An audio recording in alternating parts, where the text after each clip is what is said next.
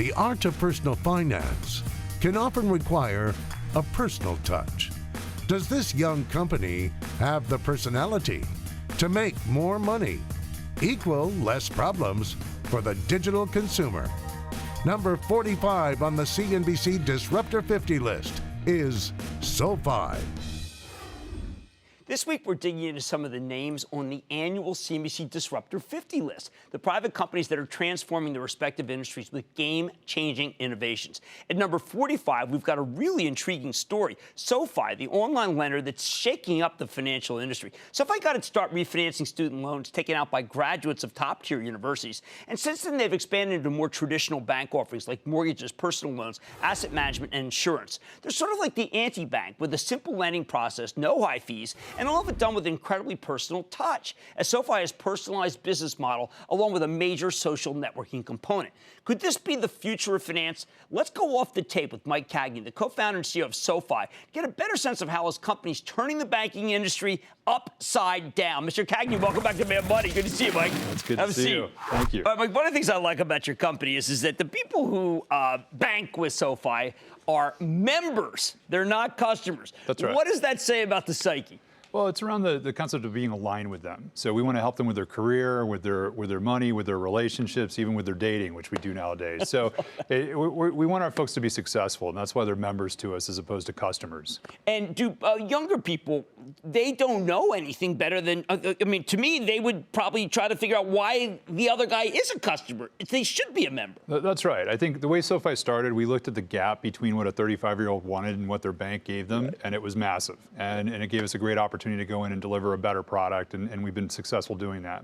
I mean, I always think about that scene, the Bailey Building alone, where George Bailey really is like, come on, man, we're all members. What are you doing? I mean, that was banking. This is the same thing. It's the same community concept. Right. So, for example, when one of our members loses their job, we'll put them in unemployment forbearance. We'll actually help them get reemployed. We've done that over 200 times for our members. And it's very different than how a traditional financial services firm would approach banking. All right. Now, since I've seen you last, mortgages, very exciting. Life insurance, hard to fathom for people. They don't really get it, obviously. And then wealth management, something that I've always thought was a cost of fortune to offer, but you're obviously able to offer all these at premium products at a price that would seem like you can't make all that much money. So explain that to me. So the biggest issue or the biggest opportunity that we have is these members love SoFi. So if you look at our mortgage business, for example, 45% of our mortgage customers are existing SoFi members.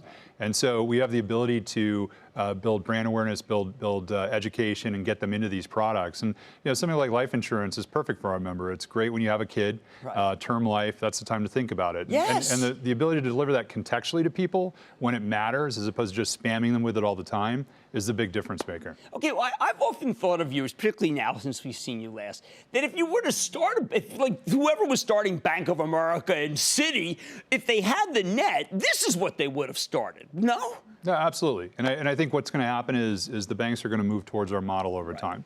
And so we certainly don't have the hubris to expect that we're going to change all of banking, but we are going to drag them into a different kind of service model, and one that's a lot more aligned to the customer. But it would also cut the profit margins. Not necessarily. Okay, tell me why. So if you look at SoFi, we run over 65% contribution margin across our 3 lending businesses. We're the most profitable fintech company in the marketplace, and there's huge opportunity to expand from that. And it comes down to cost of acquisition. If you build really strong brand, really strong evangelism, really strong what I call cross-buy, you can drop that cost of acquisition significantly, and that drives margins. All right, well, let me just ask about this wealth management. There are a lot of people who watch us who in the last 5 years have been told by their brokers that they're not big enough to be helped. What do you say to those people? I think it's a very short-sighted view. And if you look at our members, a lot of them are in the very early stages of their career. They're starting to make money. And the idea of ignoring them until they get to a particular dollar point and then expecting that they're going to come over, it's not going to happen. And so we're allowed to build a sticky engagement with someone and help them along the way. And think about what a value proposition is. You refinance your student loans with us, you save $500 a month, put $250 a month towards your retirement or towards a home or some other kind of goal, and leverage that wealth account.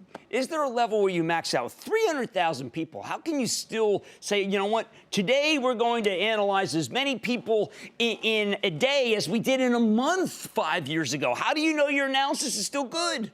So it's all around the big data, the machines that we use. There's no human intervention in the underwriting process, and so it scales infinitely. And again, that helps on the margin side.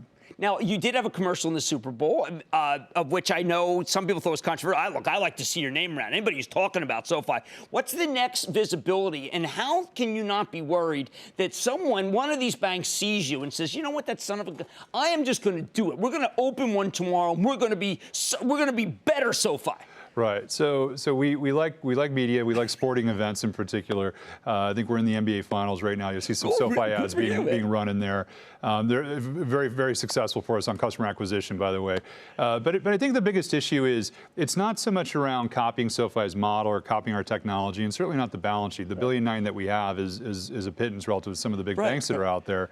It's around culture and attitude towards that member. And I think that's a substantive change that the financial services industry right now just doesn't have its arms around. And it's giving us a runway to go out and be as big as we can be. Well, let me pay you the highest compliment. I wish I had started with you. I mean, some people were hidebound. I've had the same guys for 30 years. I wish I was with you guys. Well, you still can be.